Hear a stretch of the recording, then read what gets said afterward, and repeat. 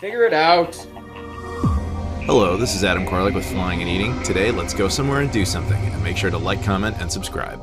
Hey guys, it's Adam here. On the last episode of Flying and Eating, we were leaving Chicago and heading over to Portugal. On the way there, we got to stop in New York, we had dinner, and we were supposed to go straight to Portugal from there, but because of, let's just say, some shenanigans, we were able to get up to Dublin, Ireland. So I'm making the most of it, doing a couple days here before we go on to Spain and ultimately Portugal. Good morning. It is day, I don't know, 3 or 4. Honestly, I've kind of lost count because I didn't sleep and then I slept too much and then, you know, you're continent hopping, whatever. So let's say day 3 or 4. I'm sure I'll put the correct thing below. So today I got a whole day in Dublin before we leave. So I'm going to show you guys a couple of highlights, things I did on my first trip here that I could maybe recommend to you depending upon your interests. So in order to do that, we have to head back over towards the big metal stick thing, which I did a little more looking into it. Apparently it was designed in the very late 90s, and it was basically meant to revitalize that area so there'd be some sort of tourist attraction, and then businesses around it would crop up and it'd become a good tourist area. I think they achieved that, even though the big metal stick itself doesn't really seem to do anything. Guy in my Discord was joking about how they use it to attract potatoes, because stereotypes. It's not me. I'm not the one saying that. That happened from an Irish guy in my Discord. It's whatever. Like I said, Irish people are awesome and they're very hard to offend. But anyway, yeah, so we're gonna go over there. I'm gonna take you guys to a very special restaurant. Thought I'd give you guys a couple of tips on trying to sync up with the time zone, because it's morning here. I've pretty successfully done that. My girlfriend has not, that's why she's not with me at the moment. She was like, she stayed in bed. But anyway, so here's my advice. The day before you go to Europe, if you're coming from North America, try to ironically not sleep much. You want to kind of be tired. And then when you're on the plane, do everything you can to fall asleep, as uncomfortable as it can be. Try to get a few hours of sleep.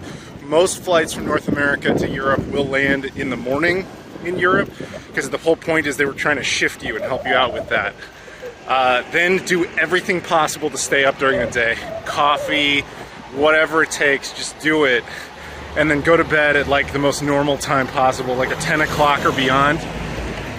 Because if you're like, oh, I'll get there and I'll take a nap, guarantee you'll knock yourself out and you'll wake up at like 2 in the morning because your body's clock is not really ready for what you're doing.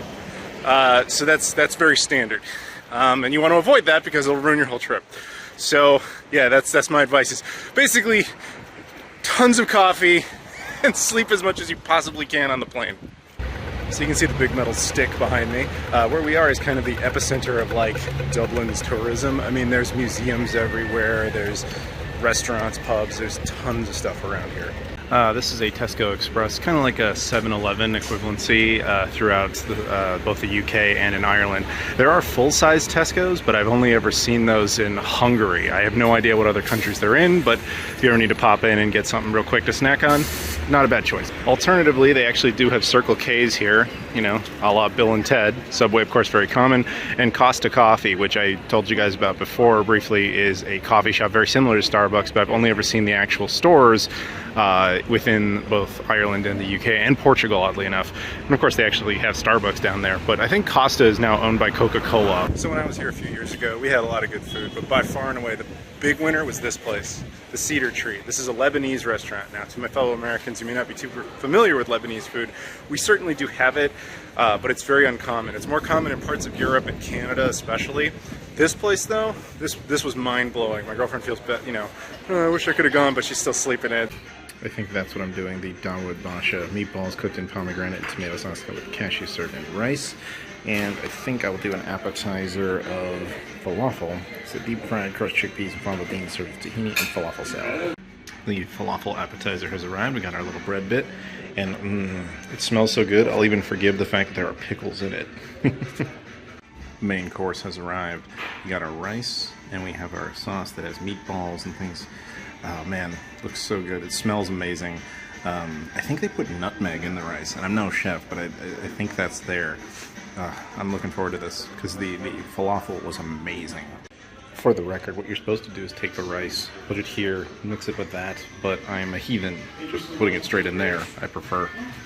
So I've mixed it together, give it time to let the rice absorb some of the sauce, and just kind of keep doing that. Again, you're supposed to use a plate, but I don't want to. So I just came out of there.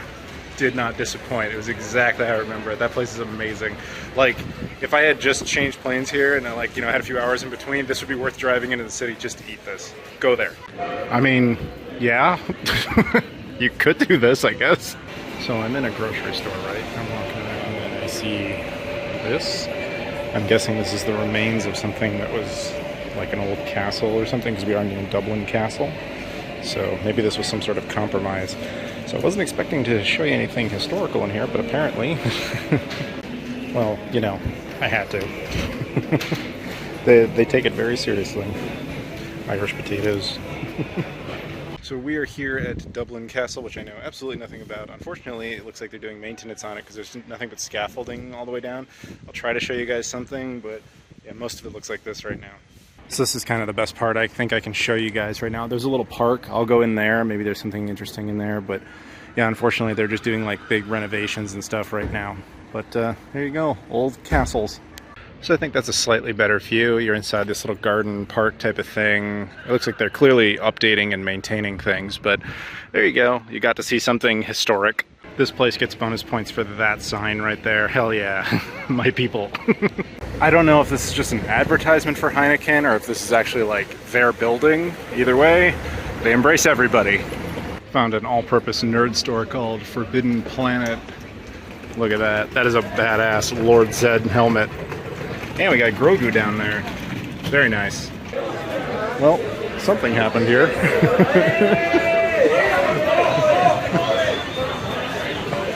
I don't entirely know what's going on, but it smells like beer. Oh yeah, the guy's filling up people's beers. Ireland. So I decided to come here. This is a place called The Rage. I'd actually been here on my previous trip, but they seriously changed it. See this barber shop? It was all in that space. It looks like they've moved downstairs completely. Wow. All right, well, either way, let's go. So this is the video game section, and as it says right there, they have way more stuff than you can see. It's just that it's all kind of in the back because of the shape of this particular place. So they have QR codes you can scan and tell you like what the inventory is. Yeah, very cool. Lots of PS2 stuff that you can see, various Atari things, 7800 console down there. This is kind of cool. A Portuguese Sega Master System 3. It says it's actually from Portugal, but it looks more like the Brazilian variant, but I'm not totally sure. Some PS2 demo discs and PS1 and PS2 games. Some sealed Dreamcast PAL stuff. Very cool. And some unique controllers and things. Amiga CD32 represent. So I just cleared the rage of every Amiga CD32 game that they had, except for the handful I already occurred. For those who don't watch my video game channel, the Amiga CD32 is a very obscure video game console that was really only released in the UK and Ireland. I mean, it had technically a few places elsewhere, but really this is the only time you ever find stuff for it. The guy had a ton of games for it, and he was glad to get rid of them, so win for me. Just want to add something about the rage there as we walk on to get a coffee.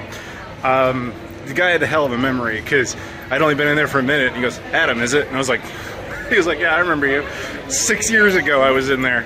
But to be fair, I did make a video about the place at the time, but still, I was impressed. Just got out of Costa. I had an iced coffee with whipped cream. That's fat, but usually I just have a regular coffee, but that's the big thing is getting a large black coffee is almost impossible in Europe. They don't really do that. That's why the Americano exists. Their interpretation of what Americans drink is an espresso with a lot of hot water in it, which is not what a black coffee is. So I've been beaten down. I stopped trying to fight it anymore. So I'll just get something more local. I just want to give a shout out here to the fact that the construction crane is actually in green and orange.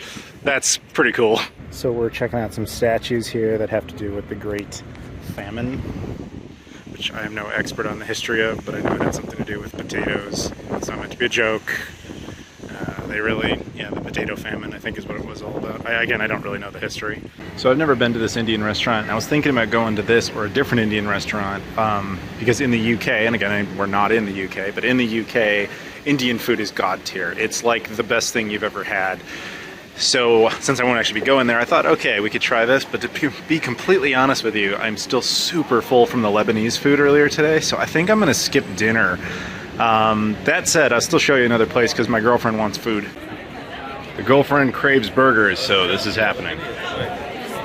While I wait for the burger that I ordered, we're going over to Sweet Churro because the girlfriend wants dessert. This place looks pretty good. Okay, I got a story about this place, Supermax. I've never been to one of these, but if you guys, there was a story about this place because they had a burger called the Big Mac. So McDonald's proceeded to sue them, not knowing the history that the Big Mac had actually been here first. As a result of that lawsuit, McDonald's can no longer call the Big Mac throughout the entirety of the European Union. We got sweet potato fries, and we got a really intense looking burger. I hope you enjoy it. So here we have the churros. One is filled with dulce de leche, and the other one is filled with Nutella. Good morning, day 4 or 5, I honestly don't know anymore. Our little excursion to Dublin is over. We are now at DUB Airport. Apparently lines are complete chaos, so we're here like 4 hours early. Also, I have no power here because I'm flying on an airline I don't typically do, but that's okay. And we'll make our way out to Spain. Hey, surprise! I've never been to Spain before, even though I'll only be there for a few hours. So they've apparently made significant changes to this. I read that they were even thinking about employing the Irish, like, I don't know if it's National Guard or military, because they're just so short-staffed. But basically, we have to go get in a line to check in our bags. Yeah, it is complete chaos here. I mean, say what you want about the US, but we are very good at having our airports run efficiently. I realize they're short-staffed. I'm not blaming anybody, but like, this doesn't happen in the US, man. Okay, so we might have got a big break here. Suddenly they formed these gates, and they said this was the Iberia line. So we're pretty much at the front. Not bad. Don't have to wait in that chaos. Here's the thing, while we have time, I thought I would talk about some differences between the way the US handles air travel versus the way, frankly, most of Europe does. This is kind of standard. You kind of wait in a line and there's nobody working.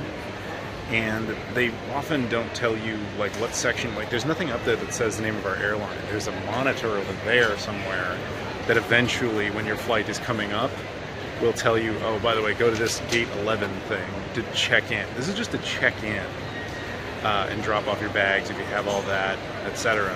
Then eventually you can make your way to security. But a lot of times security won't take you unless your flight is coming up soon enough.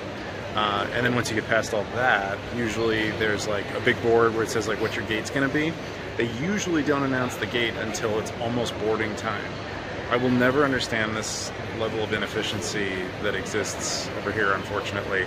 Like in the US, you can know the gate of departure a month in advance.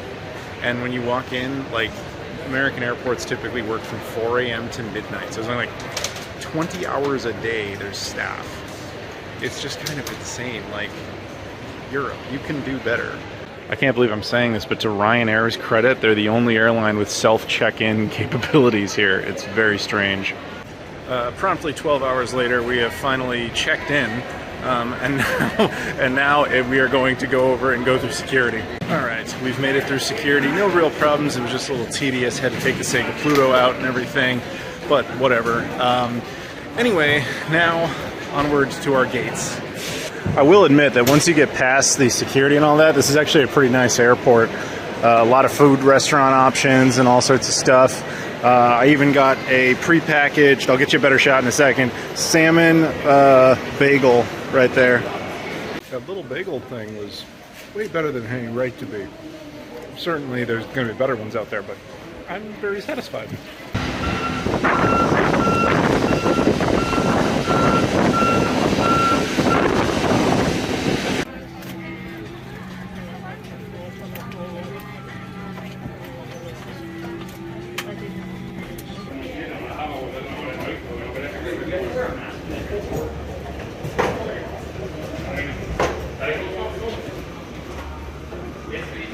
So we have arrived in Madrid, Spain. We're not here for very long, few hours. I think we have to go clear security, well, customs again, because we have now entered the Schengen zone. As mentioned in a previous video, Ireland is part of the European Union, as is Spain. However, Spain participates in the Schengen zone program and Ireland does not. What that means is, once again, if you're in the Schengen zone, all the countries that participate in that, once you enter one of them, it's like entering all of them. So it's like, once you're here, you can just freely cross the border into France or Italy or Germany, etc. So there's a section for EU citizens, which the girlfriend is, and I am not. So I have to go into this lane. No problem. So I just cleared customs. No problem. They ask you a couple of questions. Where are you going? What are you doing? And you know, I'm like, oh, I'm going to Portugal. My girlfriend lives there. Where are you staying? Her house. Okay, stamp, done. I'll show you guys the difference in stamps, because Schengen zone stamps are different than Ireland stamps. So after that, we'd had to take a train, and then we get to another part of the airport where you have to re-clear security all over again. I kind of am starting to get why Europeans do not like to fly. So right here you can see the difference in the type of stamps. So the bottom one here is Ireland, and cool enough, the top one here is Spain. I'm glad they put it together so you guys can see them. The Irish one takes up 2 slots. The Spanish one, which actually gets you into the entirety of the Schengen zone, only takes up 1. However, they do an exit stamp when you leave the Schengen zone, whereas Ireland does not. So either way, you use 2 spaces. I've been to a ton of different European countries. I've even been to Hungary twice. I've been to Slovakia twice. I've been to the Czech Republic. I've been to a lot of Eastern Bloc stuff. Somehow never did Spain. And granted, this isn't really doing Spain, but I'm gonna try and get as much Spain out of this layover as I can. So I went full stereotype. I got some paella and some potatoes with weird sauce. Yeah, that's it, the patatas bravas. And here is my airport paella. We'll see if it's any good. My potatoes, whatever, I don't know, they're covered in some sort of sauce. That's here. And we also have a chicken dinner with some wedges going on. I don't usually do dessert, but I got this. This is a tarte de manzana, basically an apple pie, but like the Spanish take on it. I like the name of La Place. I like this place. It's called La Place. Anyway, so I had my food. Not bad. The potatoes could have used a little more salt. The sauce was good. The paella was fine, airport paella, and the apple pie was frankly nothing special, but you could definitely do worse. So I thought I'd show you guys some Spanish chocolates and stuff, because frankly I don't have time to, I'm not going into the city, into Madrid proper, so all I can do is give you guys little cameos of Spanish stuff, which is, I think, pretty cool. They also have a little delicatessen area that's got various meats and things you could bring back. I will not be doing that, but yeah, some goat cheese and other forms of queso, and of course olive oils, you know, all the stuff you would kind of expect. I mean, it's a duty-free store, but you go for that local flavor of España. I'm looking for this thing. It says it's exclusive to the store, but I do not see the Kit Kats anywhere. Look at that. It's the Lotus Biscoff cookies fused into a Kit Kat. I want that. That needs to come back with me. I am on a quest. Those are some interesting ones, but I think you can get these in Canada as well. Okay, so those look interesting. I think I've had those before, but this one I've never had before. We're gonna have to go away empty-handed on the Biscoff ones, but consolation prize, we're doing the mini desserts. I don't drink, but I've seen this beer everywhere, so I have to assume it's a local Spanish beer. Not Carlsberg, I know that one's not, but this other one, Estrella. Just sounds like Australia with a bad accent. I also get a kick out of this when you have like fancy potato chips. There's the gourmet Lays, you have the Mediterranean Lays, you have slightly different flavors. This looks like some sort of tomato basil one, maybe like a caprese type of thing. There's a ham flavored one, I'm pretty sure it's jamon is ham. A lot of standard stuff too, but you also have these other things that are supposed to look like Lays but are not. Different brands, things I'm not familiar with. Since I never really got a shot to do this, I'll show you a bunch of things like Milka bars and Cadbury bars, and this is be a more local brand to Spain. Milka, by the way, now based in Chicago, but more well known for Germany. Fantastic. Just in case you guys are curious about certain other things, a lot of stuff you'd see spill over in Canada, like a Mars bar or whatever. Of course, Snickers, you have all the American stuff, which Mars is technically American. Do you think maybe they're going for Hershey's Reese's peanut butter cups? I don't know. I just, you know, something, it looks familiar. It's wow. Yep, that's all I'm gonna say to that. Decided to get a latte. You'll have a hard time finding like prepackaged bottle coffee, so You have a nice coffee, which I would have preferred to have taken to go, but hey, whatever. I thought it'd explain something else about European air travel that you can tell I was a little frustrated with, particularly earlier in the video. Mostly to Americans and perhaps Canadians who are not used to the way this system works. There are subtle differences. Like you noticed earlier, checking in can be a pain in the ass. One more reason to never check a bag. But you know, once you get past all that, then you get to security. Believe it or not, you don't usually need your ID there. Your boarding pass is kind of considered your ID, and you usually just scan it. And then from there, you do need your passport depending upon which countries you are going to and from. So again, we came from Ireland. Again, EU country, not part of the Schengen zone, so you need your passport. When we arrive here, you have to clear customs because you're entering the Schengen zone. But once we've done all that, you're good to go. Like, not that I'm going to be doing this, but I'll be landing in Portugal. If I decide, hey, I'm going to get a flight to Germany from there, no passport needed. You're inside the Schengen zone. So, yeah, some of the weirder ones is mostly the fact that the ID can be mostly pointless. However, other things are like, they don't have TSA because that's an American construct, but their airport security does things a little differently. They do care about the whole liquids thing. They don't care about shoes. Keep your shoes on, that's usually just an American thing. They take everything out of the scanners. So like, I had to take the Sega Pluto out multiple times. You have to take out your phone, you have to take out everything and do it separately. It can be very annoying. And unfortunately, and as you would expect, no such thing as the clear lane here, my friends. Okay, so see that one says Porto, and it says that it'll tell us the gate at 18:30, which would be about 6:30 p.m. This is a prime example of what I mean by Europe does this very weird. In the US, you'll know your gate like a month in advance, and I'm not exaggerating. Like, you can literally look that up a month in advance. Here, they're like, oh, your flight's at 7:30. We'll tell you at 6:30 where you're supposed to go. In the meantime, just hang around this giant open area, and then as soon as we're about ready to board, everybody run to the same area. It is odd, man. It's just so inefficient. And as you can see, it has now updated and tells me to go to K95, which is about the exact same time they start boarding. This is not a good system. Error correction. They do double check your passport right before you board, although it can be any sort of national ID card. It's not about citizenship entry requirements. It's literally like, who are you again?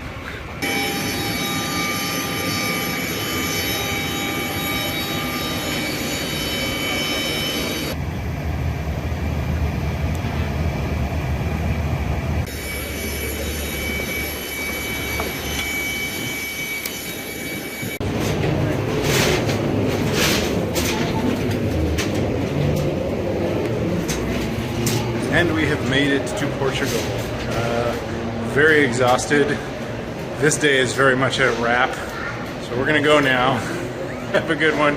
Thanks for watching. As always, please like, comment, subscribe, and all that fun stuff. And we'll see you all later. And that'll do it for part 2 of Dublin, and I guess now the beginning of the Portugal series, which you can see some stuff here. Let's just put it this way. I was in Portugal for quite some time, so you're going to see a lot of stuff. You're going to see a lot of Porto, Villanova de Gaia. You're ultimately going to see things in Lisbon. There's a lot to look forward to. But in the meantime, thank you very much for watching this. Please like, comment, subscribe if you haven't done that already. Check social media stuff in the description: Twitter, Instagram, Facebook, Discord, Patreon, etc. Thank you very much as always for the support. Thank you again for watching, and I'll see you all later.